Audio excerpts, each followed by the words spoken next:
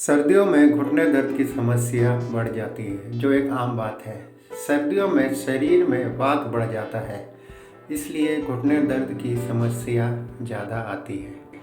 अगर आपके घुटने में दर्द रहता है और डॉक्टर ने कहा आपके घुटनों की ग्रीस कम हो गई है, तो नेचुरल ग्रीस बनाने के लिए आपको 3 लहसुन लेना और 1 चम्मच मलाई लेने हैं। इन दोनों को घोटना है 10 मिनट तक और सुबह इसको खाली पेट चाटें और 1 महीने के अंदर आप देखेंगे आपके घुटनों की ग्रीस बढ़ने लगी है, आपके घुटनों के दर्द कम हो गया है, घुटनों से कट कट की आवाज़ आना बंद हो गया है।